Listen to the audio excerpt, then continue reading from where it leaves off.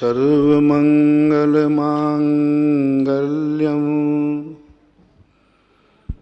सर्वकल्याणकारकं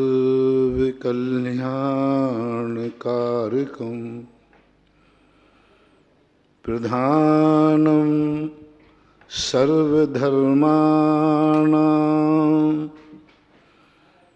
जैनं जयतु शासनम् जैनं जयतु शासनम्। पंच परमेष्टि भगवान की जय हो। आचार्य श्री गुरुवर कुंद कुंद महाराज की जय हो। आचार्य श्री गुरुवर विद्यासागर महाराज की जय हो। परम उपकारी निर्यापक क्षमण मुनि पुंग श्री सुधासागर जी महाराज की जय। आचार्य संघ की जय। प्रकृति के जो नियम और नियत सिद्धांत हैं उनको पलटने में अपना समय खराब नहीं करना चाहिए। हम प्रकृति को परिवर्तन करना चाहें वो होगी नहीं, क्योंकि प्रकृति का नाम है स्वभाव, नेचर। उसकी रकेल, उसका सिद्धांत किसी के हाथ में नहीं होता, न भगवान के हाथ में है, न हमारे तुम्हारे हाथ में।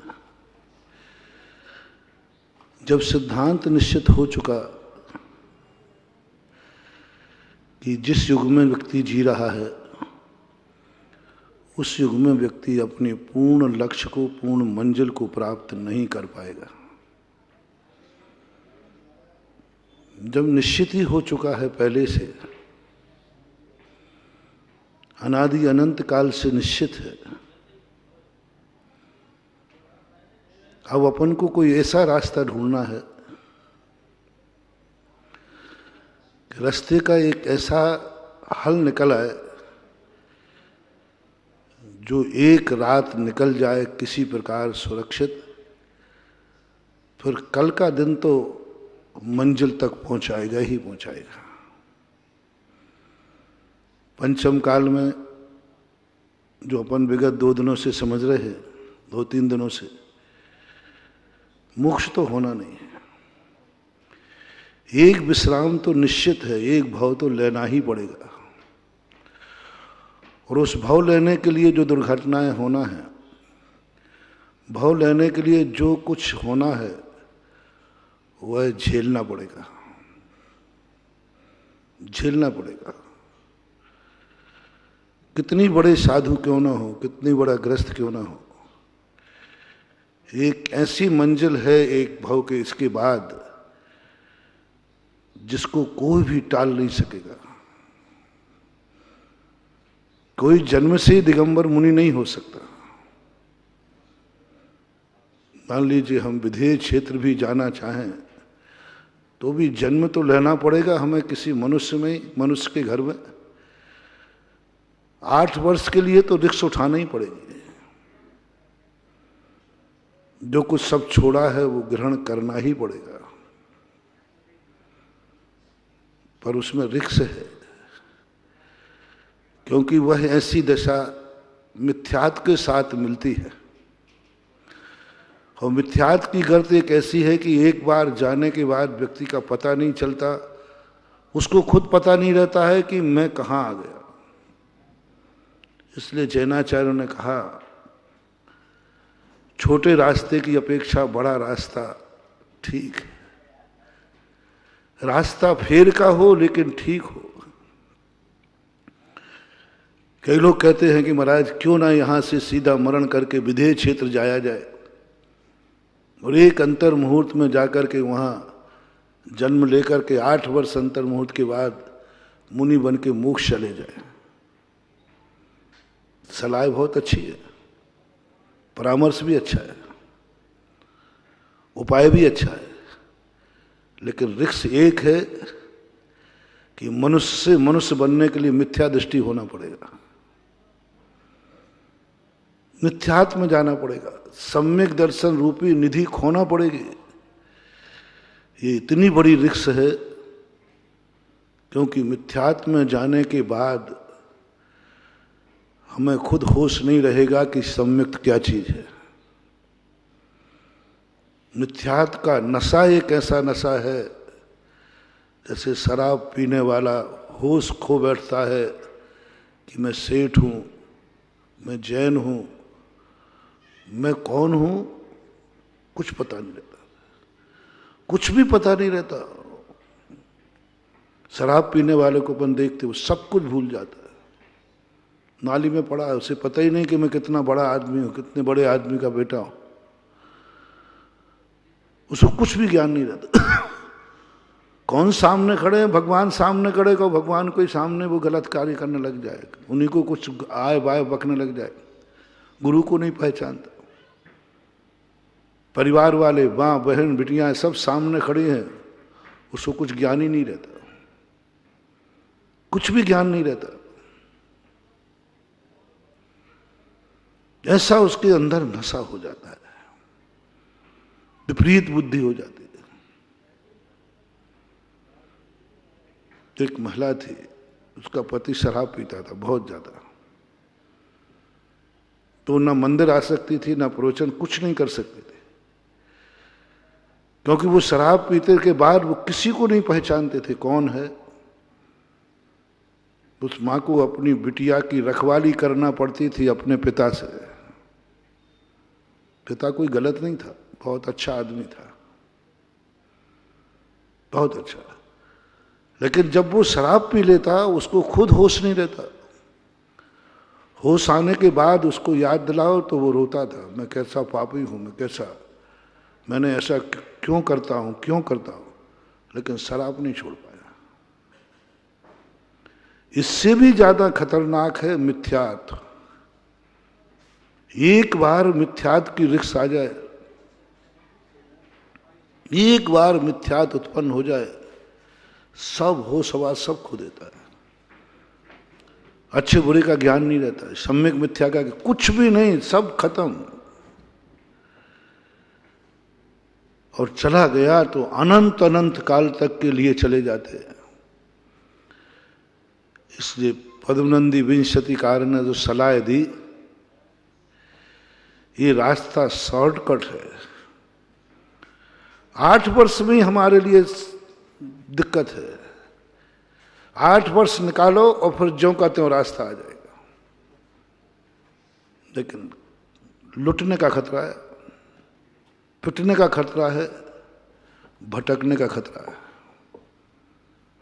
छोटे रास्ते कई बार इतने महंगे पड़ते हैं कि बड़े रास्ते से जाना श्रेयस्कर होता है। ये यहां से विधेय क्षेत्र से मोक्ष जाना सबसे शॉर्टकट रास्ता है आज के समय में, हमारे आपके सबके लिए। ज्यादा समय भटकने की जरूरत नहीं, सीधा जाकर 8 वर्ष चले जाओ। लेकिन पद्मनंदी आचार्य महाराज कहते हैं, ये रिक्स मत उठाओ, क्योंकि इसके लिए मिथ्या दृष्टि बनना जरूरी है। मनुष्य बस एक छूट दे देते। जब ये प्रसंग मैंने पहली बार पढ़ा, मैंने कहा ये तो बहुत बड़ा खतरा हो गया। नरक जाने के लिए मिथ्या दृष्टि हमें मंजूर है कि वही जाएगा जो मिथ्या दृष्टि होगा, त्रियंच बनेगा तो मिथ्या दृष्टि बनेगा। लेकिन जब सुना कि मनुष्य भी मिथ्या दृष्टि के साथ बनना हो, तो मैंने कहा ये तो बहुत खतरा होगा, गलत हो गया। मैंने तो कई वर्षों तक सोचा कि भगवान कहीं कंप्यूटर में गड़बड़ तो नहीं हो गया, कहीं लिखने पढ़ने में गड़बड़ हो गई हो, कहीं चूक गए हो। मनुष्य बनना मिथ्या दृष्टि। एक उम्मीद थी कि चलो कोई बात नहीं, अगले भाव में कोई भूल की कि पंचम काल का मुनि बना, पंचम काल में मनुष्य बना, पंचम काल का जैन बना, ठीक कोई बात नहीं, 150 साल की बात है, निकाल लेंगे, और 8 साल के बाद मोक्ष, वहां से जाकर सीधे मोक्ष चले जाएंगे। लेकिन जब मिथ्यात्व की बात पड़ी कि पहले मिथ्या दृष्टि होना पड़ेगा, सम्यक दर्शन का रत्न खोना पड़ेगा, तो शुरू में तो ये बात हुई, खो दूंगा। 8 वर्ष की तो बात है। आदिनाथ के पूर्व में महाबल की पर्याय में उन्होंने विद्याधर का, उसके पूर्व पर्याय में विद्याधर बनने का निदान किया। अपन कर लें, लेकिन जब शास्त्रों में इतना भय दिखा दिया गया, इतना भय दिखा दिया, देख ले मिथ्यात्व में जाने के बाद तू होश में नहीं रहेगा। जैसे मरने वाला व्यक्ति यहां दुनिया भर की बातें करके जाता है, मरने के बाद वो याद भी नहीं करता कि पीछे छोड़ के आया। यहां जिंदा में बड़ी बड़ी बातें करेगा और मरने के बाद एक सूचना तक नहीं देता कि मैं यहां पहुंच गया हूं, आप विकल्प नहीं करना। कोई होश ही नहीं, उसे पता ही नहीं है मैं कहां से आया हूं, मेरे लिए कितने लोग रो रहे हैं। एक बार मिथ्यात्व में जाने के बाद तुझे होश नहीं रहेगा कि सम्यक दर्शन भी कोई चीज है। वहां जाने के बाद ये भी होश नहीं रहेगा कि ये सीमंदर भगवान है। वहां जाने के बाद ये भी होश नहीं रहेगा कि मैंने संकल्प किया था, मैंने संकल्प किया था। पूज्य सुखचंद्र महाराज ने एक बहुत अच्छी कहानी लिखी और पूज्यपाद स्वामी ने तो स्वरूप बताया कि जो व्यक्ति जिस पर्याय में जाता है उसके अलावा उसे कोई दूसरी पर्याय नहीं दिखती। एक सेठ ने कामाने नाम संसारे जंतु ब्रज विडम्ब के यत्र प्राणी नृपो भूत्वा भिष्टा मध्य कृमि भवेत। कितनी बड़ी बात, उसको निमित्त ज्ञान से पता चल गया। पूरी कहानी गौण करके उतने मूल भाव बताता हूं कि मैं मर करके भिष्टा का कीड़ा होऊंगा।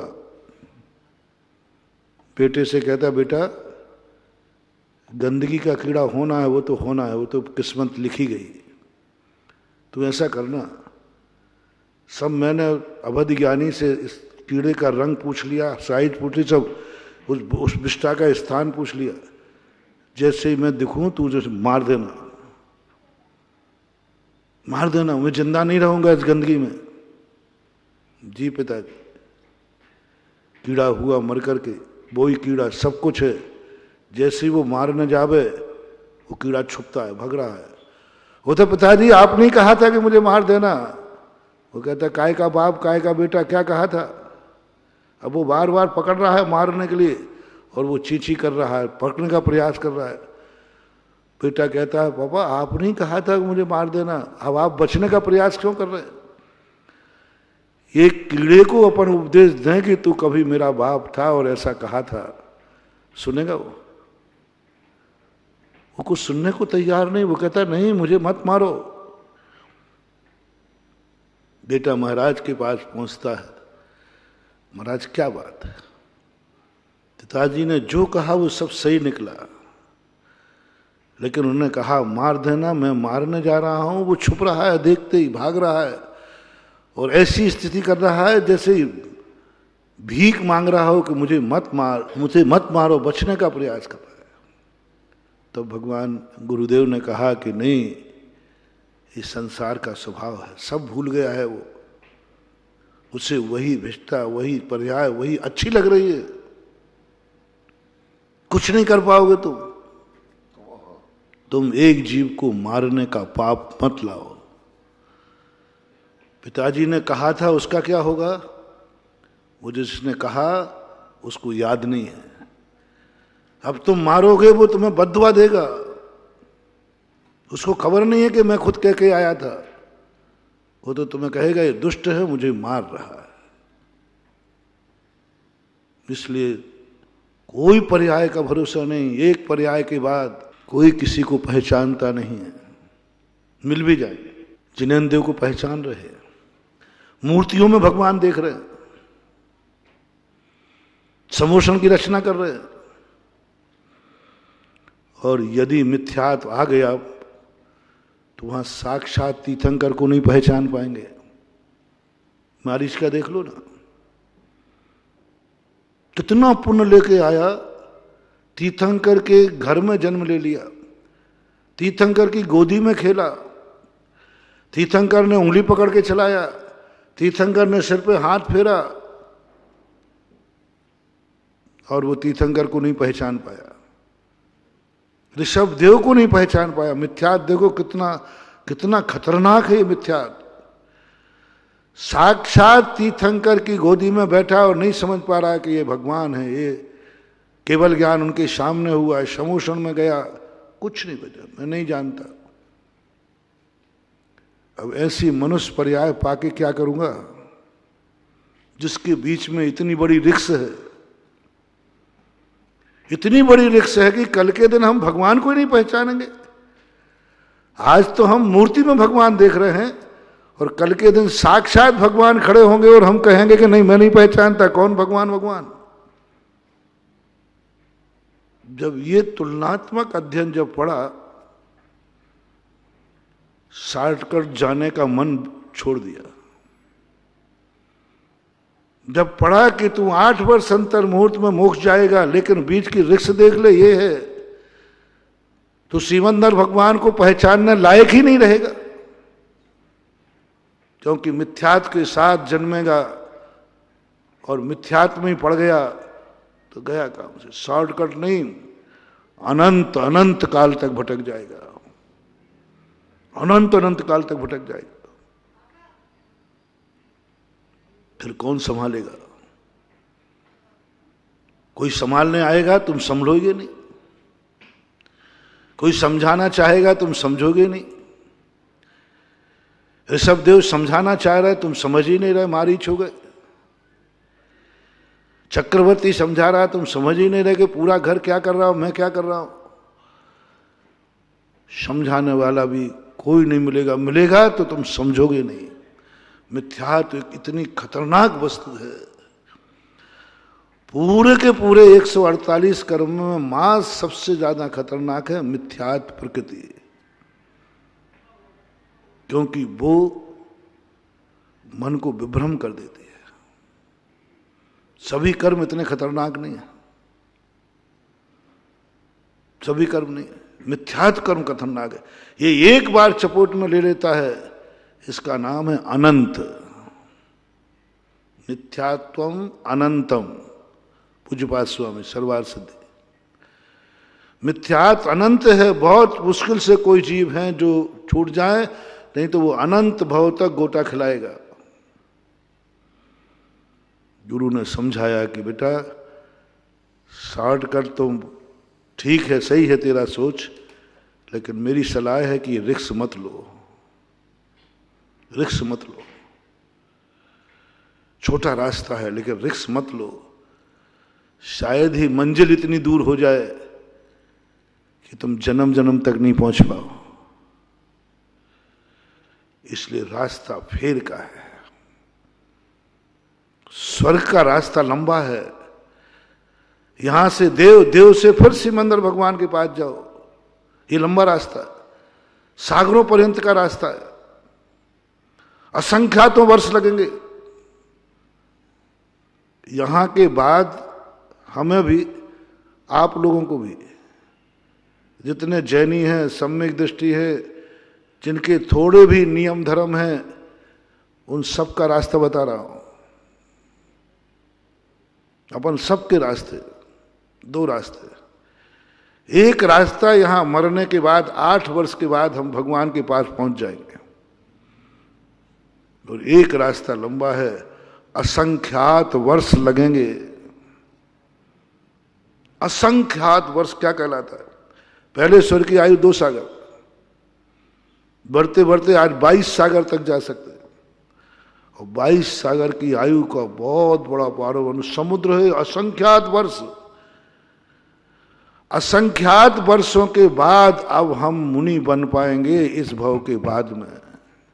मैं तो एक लोभ में चला गया, मैं क्योंकि उसकी महिमा कोई जानता ही नहीं था, और किसी ने मेरे से महिमा गाई भी नहीं, क्योंकि कोई जानता ही नहीं उसको क्या है, पड़ा है। वो तो मुझे एक गांव में, कौछोर गांव है, कौछोर, वहां समयमती आचार्य श्री की गृहस्थ अवस्था की मातेश्वरी श्रीमंती जो आरिका बन के उनकी समाधि हुई थी, तो वहां से गुजरा तो मैंने कहा चलो वहीं से निकल के चलते हैं। वहां एक मंदिर में एक पर्चा मिला कि यहां पर चांदी, रेवासा के चांदी के रथ की शोभा यात्रा निकाली जाएगी। पंपलेट देखा, उस पर चित्र बना था। मैंने कहा चांदी का था, रेवासा, ये रेवासा कहाँ है? पता चला यहां। मैंने कि उस समय चांदी का रथ, वहां चांदी का रथ था। मैंने कितनी समाज, वहां बड़े बड़े लोग। उन्होंने कोई नहीं है, कोई नहीं है, कुछ नहीं है, मंदिर जरूर है, एक नसिया है। बस उस पर्चे ने मुझे, हो सकता है कि उन्होंने सोचा ये बाबा भी नहीं आएगा, इसको भी लोभ, तो ये भी लोभी है। तो चांदी का रथ सुनकर के मैं गया। मैंने कि चलो एक बार देखता हूं। देखा, पूछा कि भाई वो चांदी का रथ कहाँ गया? अरे महाराज कब की बात में पूछ रहा हूँ, खा गए पी गए होंगे लोग बाग। मैं कुछ रुका वहां, एहसास हुआ। मैंने कि भगवान क्या हालत बना रखी आपने अपनी। त्रिलोकीनाथ हो, त्रिलोकीनाथ हो, जहां कुबेर अपनी संपदा लगा दे तो भी कम है, और आपका इतना बड़ा मंदिर ऐसा वीरान पड़े। हर मंदिर को देखा, राजस्थान के मुझे तो खंडहर ही मिले हैं, और वहां स्थिति देखी। सब ये राजस्थान के क्षेत्र आज सब देखो। मैंने कि कैसे करूं, क्या करूं? तब मेरे पास जो रास्ता मिला, जो मैंने खोजा कि इन मंदिरों में अतिशय कैसे बढ़ेगा, कैसे दुनिया जानेगी। ये जो भंडार इन मूर्तियों में, इन क्षेत्रों में भरा पड़ा है, ये बाजार में कब आएगा? गड़ी हुई संपत्ति पत्थर के समान है, रखी हुई संपत्ति पत्थर के समान है। संपत्ति, मुद्रा सबसे अच्छी कौन? जो बाजार में रनिंग में चले। देश में जो समृद्धि होती है, गड़े हुए लोगों से होती है, पूंजीपतियों से, या रनिंग से? अर्थिंग इन रनिंग। रनिंग में जितना पैसा रूटिंग में रहेगा, घूमता रहेगा, देश में उतनी ही अच्छी खुशहाली रहेगी। घूमना चाहिए, लाभ मिलना चाहिए। पैसा जिसके कैद में हो गया, समझ लो कागज हो गया। जिसने गाड़ के रख दिया, समझ लो कागज हो गया। और लोगों की ये आदत थी, इसलिए अर्थशास्त्रियों ने बैंक खोले। बोले संसार पैसे को बचा बचा के जमीन में गाड़ेगा और मर जाएगा, वो धन गड़ा ही वहीं रह जाएगा। पहले कलदार चलते थे, लोग गाड़ते थे, क्या करें, सुरक्षा का कोई साधन नहीं था, मर जाते थे। गड़े हुए हंडे मिलते हैं, और गड़ी हुई मुद्रा पाषाण, कुछ काम की नहीं।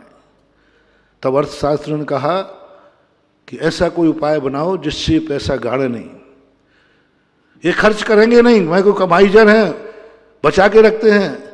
बैंक, अर्थशास्त्रियों का एक बहुत बड़ा सोच था बैंक।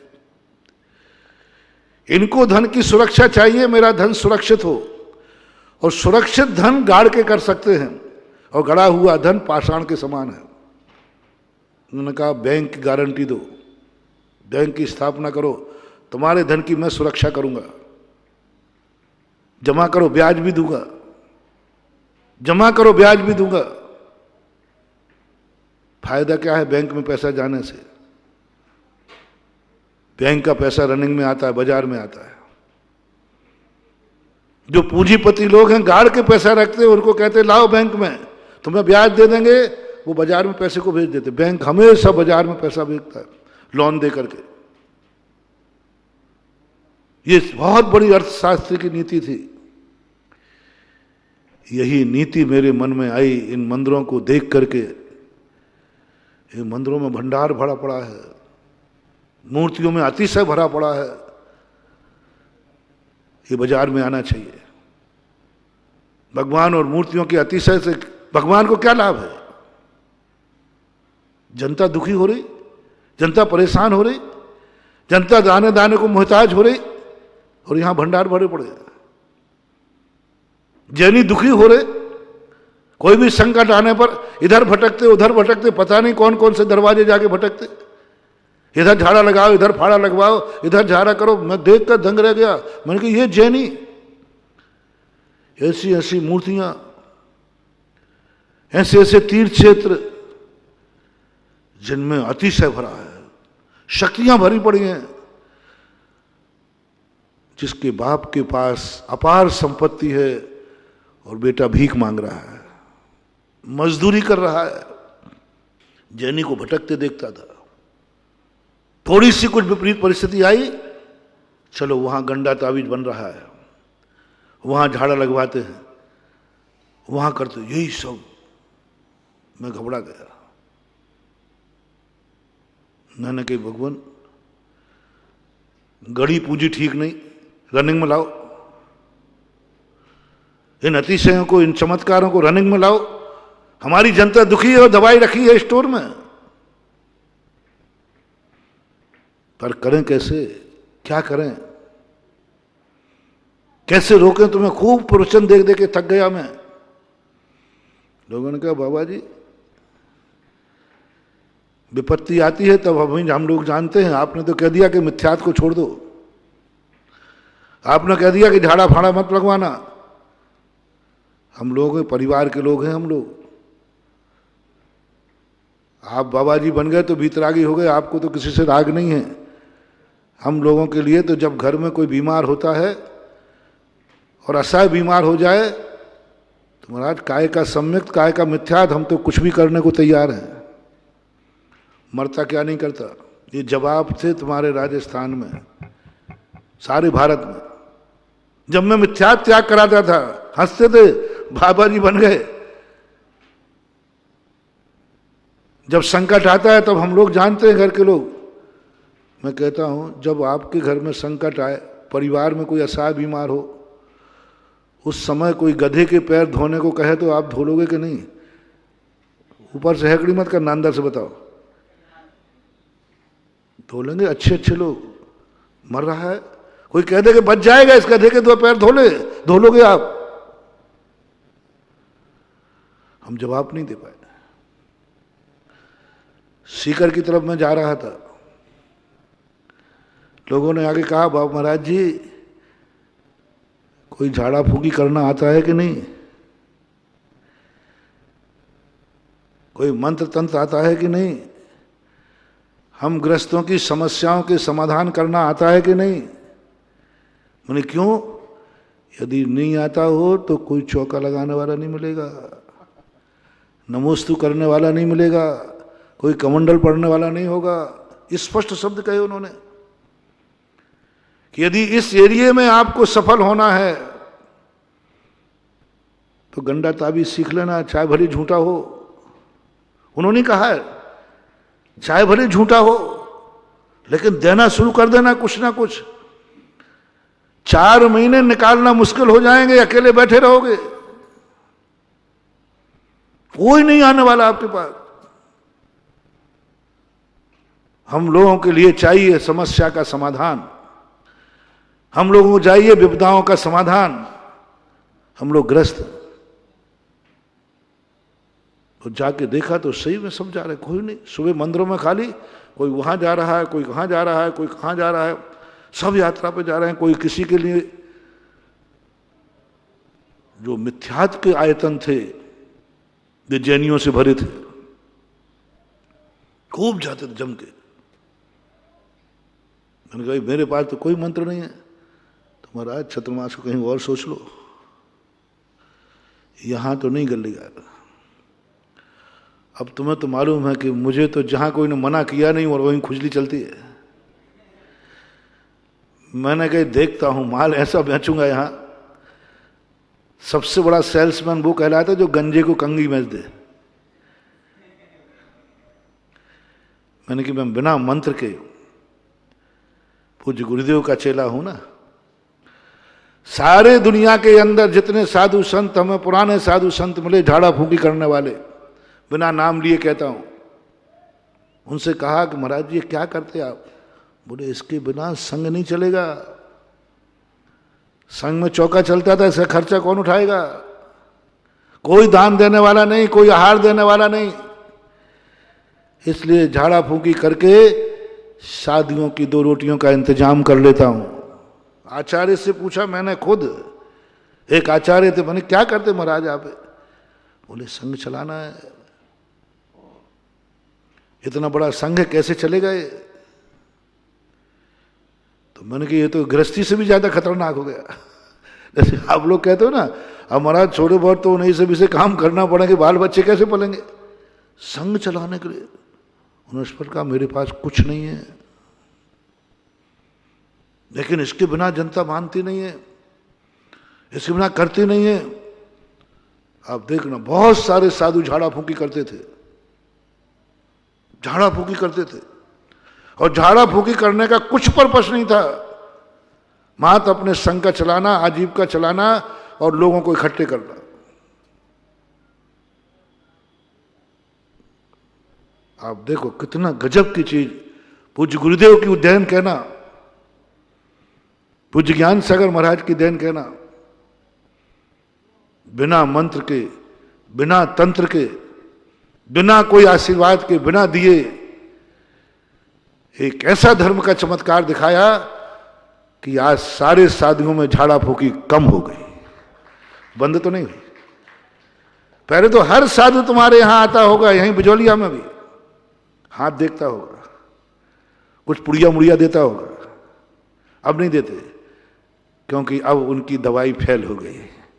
गंडा तावीज के लिए कभी साधु के पास मत आना, गंडा तावीज के लिए कभी साधु को हार मत देना।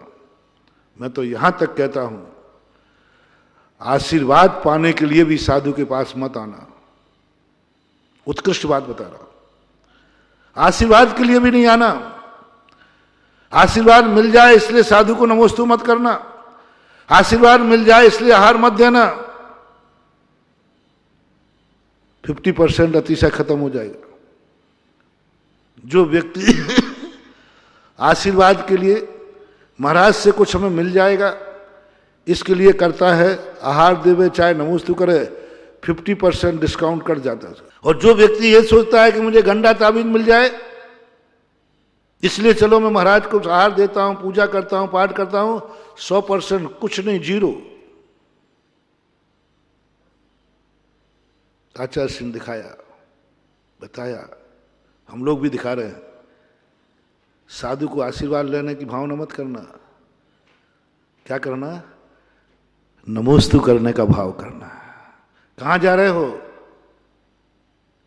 आशीर्वाद लेने। नहीं नहीं नहीं, भाषा बदलो। कहां जा रहे हो? आशीर्वाद लेने। नहीं, भाषा बदलो। 100% क्रिया वही है, मैं कोई क्रिया में परिवर्तन नहीं कराऊंगा। नमोस्तु तीनों कर रहे हैं। एक ने नमोस्तु किया, कहां जा रहे हो? आशीर्वाद लेने, 50%। बोले कहां जा रहे हो? नमोस्तु करने जा रहे, 100%। कहां जा रहे हो? भगवान का अभिषेक करने। कहां जा रहे हो? अरे भैया थोड़ा घनो दुख है, थोड़ा भगवान से कुछ मिल जाए।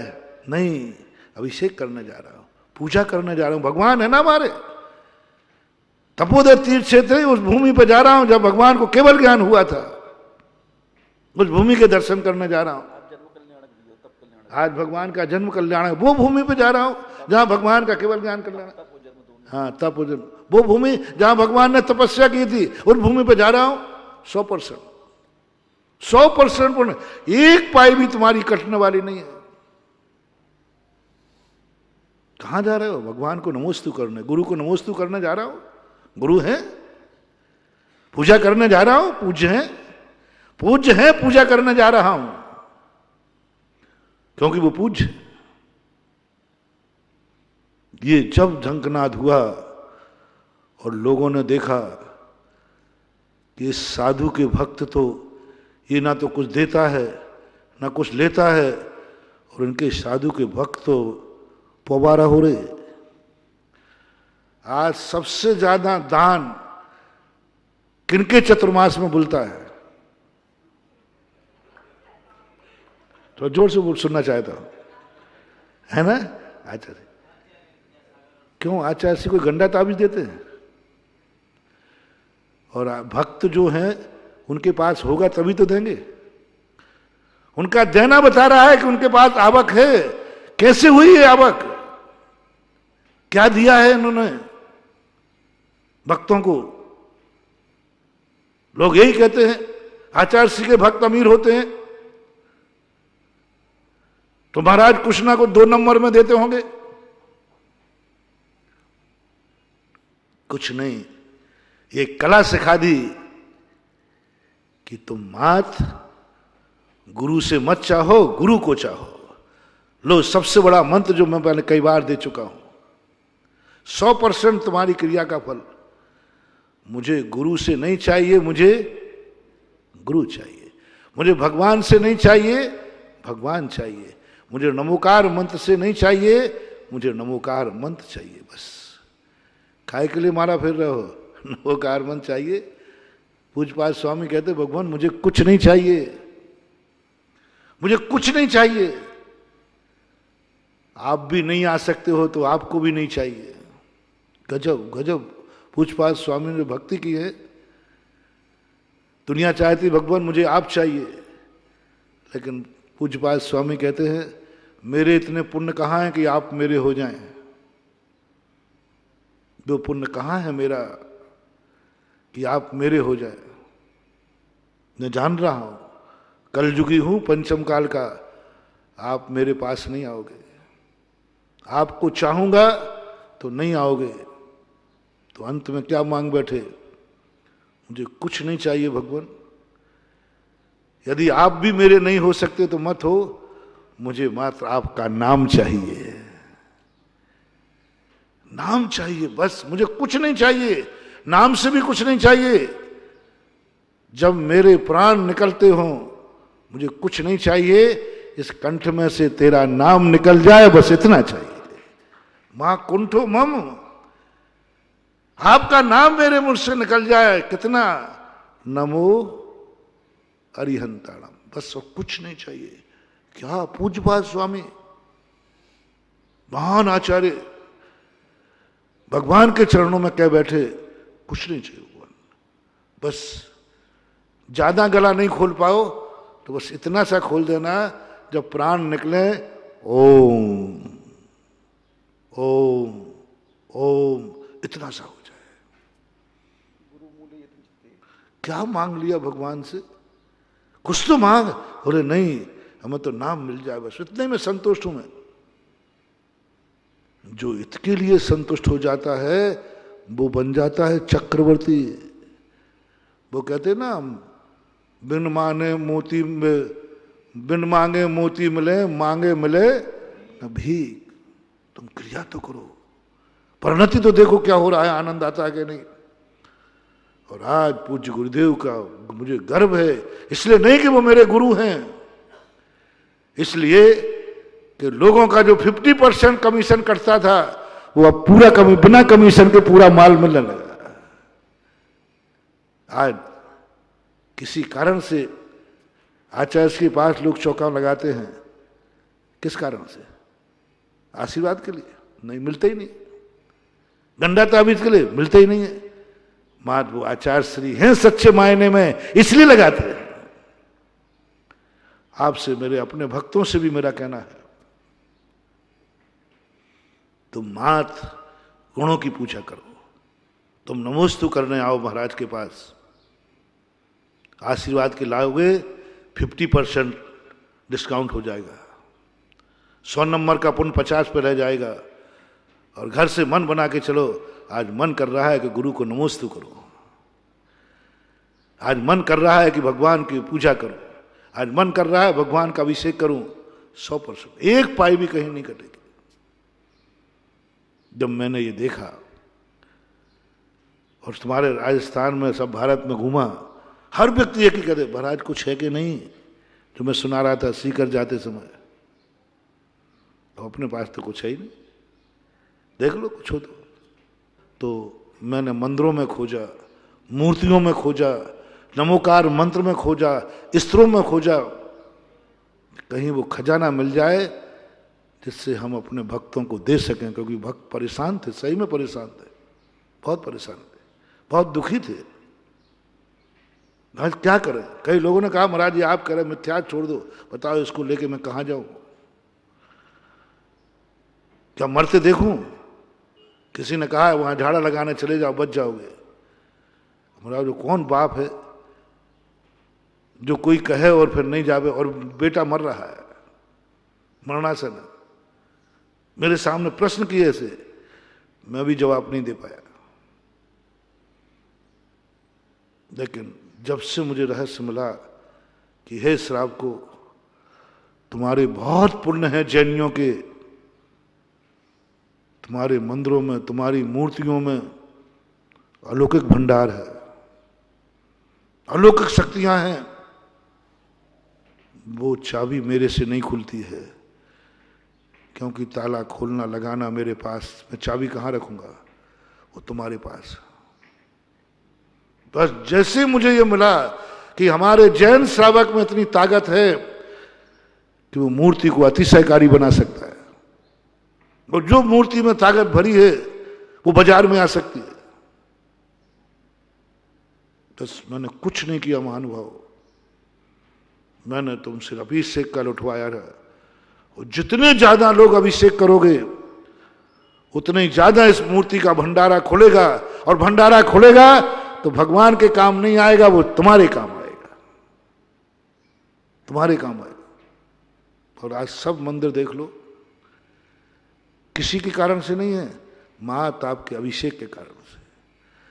यानी मनुष्यों के, मैं जो कहना चाहता हूं, आप श्रावक जब मूर्ति का अभिषेक करते हैं तो मूर्ति का अतिशय बढ़ता है,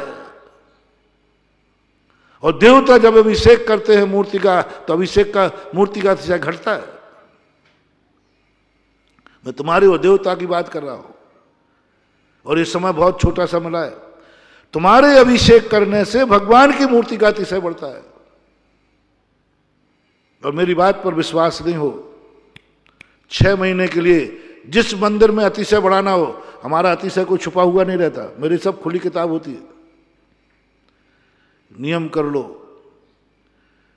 वो मंदिर जितने लोग उसको अपना मानते हो, कॉलोनी का मंदिर हो, गांव का मंदिर हो, शहर का मंदिर हो, तीर्थ क्षेत्र का मंदिर हो, 6 महीने नियम ले लो कि इस गांव के अंदर कोई भी जैनी भगवान के अभिषेक किए बिना भोजन नहीं करेगा।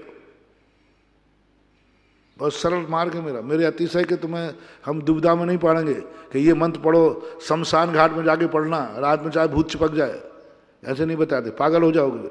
मतलब बिल्कुल सरल, आप नियम करो पूरे नगर वाले कि अपने इस मंदिर के अंदर 100 घर आते, 100 घर आते, प्रत्येक 8 वर्ष से बड़ा पुरुष जो भी है बिना अभिषेक के भोजन नहीं करेगा। प्रत्येक महिला नियम लेवे कि मैं अभिषेक देखे बिना भोजन नहीं करूंगी, और वो भी अपनों के द्वारा। अपने परिवार के सदस्य जब अभिषेक करेंगे वो देख के भोजन करेंगे। ये 6 महीने के लिए कर लीजिए, आपका कॉलोनी का मंदिर, आपके गांव का मंदिर महा अतिशय टपकेगा और अतिशयकारी हो जाएगा। तुम चिल्ला चिल्ला के कहोगे अरे मूर्ति में अतिशय हो गया, मूर्ति में अतिशय हो गया। तुमने मंदिर बनाया है, तुम्हारे छोटे से नियम से वो तीर्थ क्षेत्र बन जाएगा। पड़ोसी के कॉलोनी वाले आना शुरू कर देंगे, पड़ोसी के मंदिर के लोग आना शुरू कर देंगे, धीरे धीरे तीर्थ यात्री आना शुरू कर देंगे उस मंदिर में। इतनी ताकत है तुम्हारे अभिषेक में, इसलिए कर लो। कुछ दिन के हैं, असंख्यात वर्ष के लिए स्टे लगना है। मैं तुम्हें भावी दुर्घटना से बता रहा हूं, असंख्यात वर्ष के लिए स्टे कर लगेगा, ऐसा अभिषेक करने नहीं मिलेगा, ये पूजा करने नहीं मिलेगी। देवताओं की पूजा का कोई बने, पूजा करते करते खा बैठते हैं, वो अमृत झड़ जाता है उनको। बलि विक्रिया से हो, मूल शरीर से भी कर नहीं सकते। कर लो जितनी वंदना करना है तीर्थ क्षेत्रों की। देवता मूल शरीर से वंदना नहीं करता, विक्रिया से करता है। मूल शरीर तो विमान में लॉक कर दिया जाएगा। कर लो बिहार जितना करना है, मूल शरीर को लॉक कर दिया जाएगा, स्टे लग दिया जाएगा, विमान से बाहर नहीं जाओगे, नहीं जाओगे, विक्रिया से जाते रहते। तो आप लोगों को ये बात कान खोल के सुने, जो 84 लाख योनियों में नहीं कर सकते हो वो कर लो। 10-50 साल मिला है, ज्यादा नहीं मिला। हम मुनियों को भी यही कहना है, सब मिल जाएगा, ये सामयिक नहीं मिलेगी, नहीं मिलेगी। असंख्यात वर्षों के लिए स्टे लगने वाला है, असंख्यात वर्षों के लिए। प्रतिक्रमण कर ले मन, कोई प्रतिक्रमण नहीं होता देवताओं में। संयम की गंध भी नहीं है वहां, हाँ कोई गंध नहीं, कुछ नहीं, चर्चा भी नहीं, कुछ नहीं है, बस बैठे रहो। असंयम में वो दृश्य देख करके घबराता हूं और ऐसे लगता है जैसे कभी मैंने कहा था ना, वहाँ एक दिन एक गाय बछड़ा था, वहाँ आम के पेड़ों के घास खा रहा था।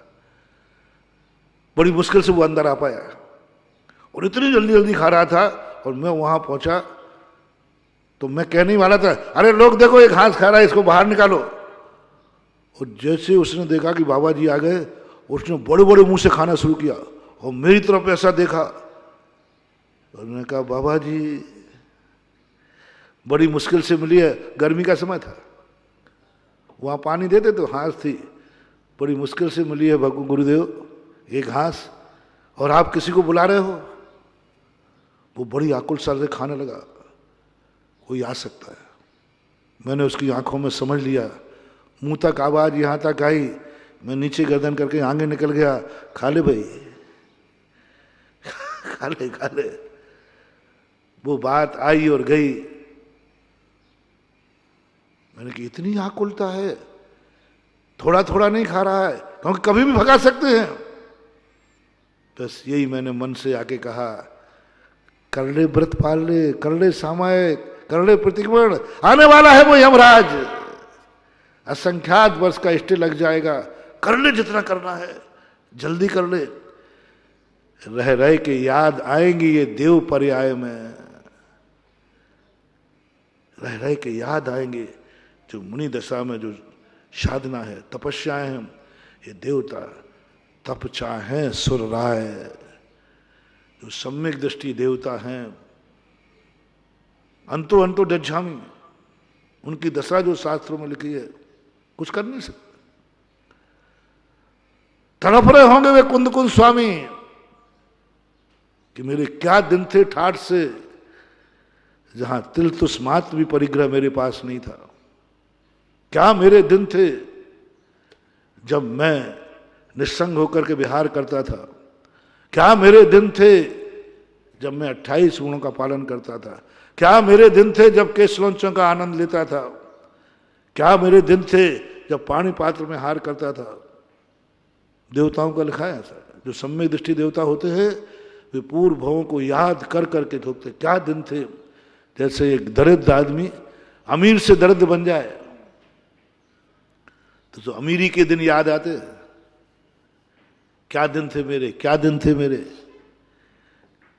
सुनाते हैं लोग बैठ के, अरे भैया हमारे यहाँ ऐसे दिन थे, आज कुछ भी नहीं। ऐसे ही सम्यक दृष्टि देवता दूसरे देवताओं को सुनाते हैं, मैं एक दिन मुनि था, एक दिन मैंने फलाने पहाड़ पर ध्यान किया था, एक दिन मैंने ऐसा व्रत किया था, एक दिन मैंने ऐसा प्रतिक्रमण सामायिक करता था, मैं ऐसी सामायिक करता था, मैं ऐसे ध्यान करता था। वो देवताओं को सुनाते हैं, जैसे वो गरीब अमीर जो गरीब हुआ है वो अमीरी के दिन सुनाता है, ऐसे ही देवता कुंद कुंद भगवान सुना रहे होंगे। शांति सागर महाराज बैठ के सुना रहे होंगे वहाँ, मैंने 9000 उपवास किए, 938 उपवास किए मैंने। ऐसे एरिया समिति ऐसा दिगंबर मुद्रा को लेकर के मैंने विहार किया है। याद आ रही होगी, आती है। अमीर से जो गरीब बनेगा उसे अमीरी याद ना आवे, ऐसा संभव है क्या? अमीर को गरीबी याद आवे ना आवे, ये तो संभव है। मान लो कोई गरीब था और आज अमीर बन जाए तो गरीबी भूल जाता है। तो देवता को याद नहीं करेगा, क्योंकि धार्मिक दृष्टि से दरिद्रता है वो। लेकिन जो मुनि से देव बनेगा वो तो रह रह के याद आएंगे। मुझे तो बहुत याद आएगी, मुझे तो याद आएगा बिजौलिया क्षेत्र, केवल ज्ञान स्थली। क्या ठाठ थे, क्या ध्यान थे, क्या देखो इतने दिन हो गए, ना को मन में कोई आकुलता है ना कोई व्याकुलता है। बढ़िया धर्म ध्यान चल रहा है। अच्छे दिनों को मैंने कहा था ना एक दिन, अच्छे दिनों को सहेज के रखो, उसको जाने मत दो। उसको जितना ज्यादा सहेज लेंगे अपन, स्मृति शेष रह जाएंगे। नियत है सबको जाना है, रह क्या जाएगा? स्मृतियां। देव पर्याय में बैठ करके क्या सुनाओगे वहां दोस्तों को? हैं? जब कोई यात्रा पर जाता है तो कुछ संस्मरण ले लेता है कि लोग पूछेंगे और बताओ और बताओ। हनुमान जी जब लंका गए तो हनुमान जी कहते हैं कुछ संस्मरण तो ले जाएं। रामचंद्र जी कहेंगे और सुनाओ, और सुनाओ क्या है? फिर क्या सुनाओगे? क्या है तुम्हारे पास सुनाने को?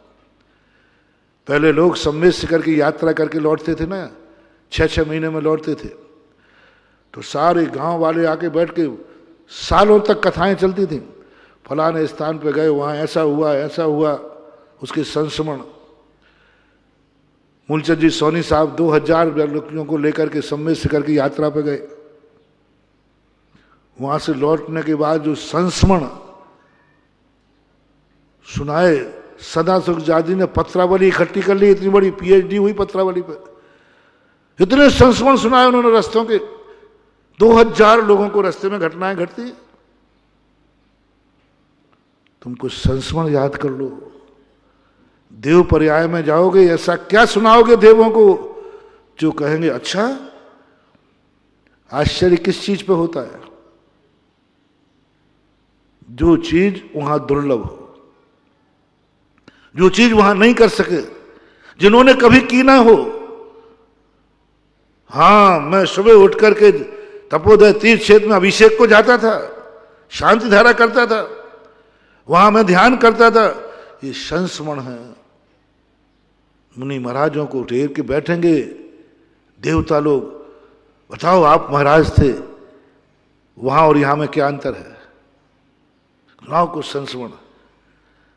ज्ञान सागर बैठे बैठे सुना रहे होंगे वहां पे भी, अभी भी सुना रहे होंगे।